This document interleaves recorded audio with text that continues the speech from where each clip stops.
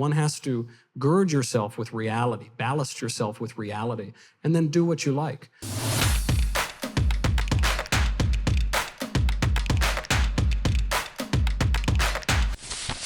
You believe that we should settle and be happy with what we have. Yet those that settle are usually those in a better situation.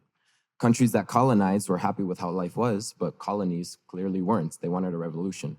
Slavers were happy with reality, slaves weren't. Men that could vote many times were happy with how reality was, but women weren't. The same with segregation. Black men were not happy with the situation, but most white people were. So it usually is that those most oppressed and those that don't have the same benefits are more liberal, or those that feel that someone else should have the same benefits that they have, they're usually more liberal. So why do you say we should settle? Do you I don't believe think the I world told is great? anybody to settle. I don't think so. I'm an ambitious fellow. I think that you're all ambitious people too. And I believe I concluded my speech by talking about the liberty that undergirds all of those simple joys of being right, because God made man free. And that's the essential fact of our lives, which is why when one does not have liberty, when one is enslaved, it's unnatural. It's unnatural to the human condition. I would never tell anybody to settle, but I would say that you should deal in the world as it is.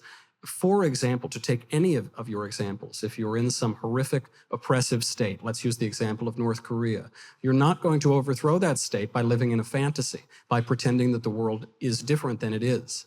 You're not going to get very far at all. But if you accept the world as it is, perhaps you can get out of there. Perhaps you can push on the levers of the policy of other governments. I've spoken on my show to Ji Sung-ho. He's the North Korean defector who at the State of the Union held his crutches up into the air and said, yeah, you know, he's this unbelievable guy, lost limbs in oppression in North Korea, couldn't eat for days at a time. His family died of starvation. He made it across into China, tracked thousands of miles. Now he advocates on behalf of dissidents. If that man had simply said, well, I don't like things the way they are, and I'm going to pretend that it's otherwise, he wouldn't have been able to do that. One has to gird yourself with reality, ballast yourself with reality, and then do what you like. There's nothing about that that says one should tolerate some awful situation, but you won't get out of that situation if you live in a fantasy.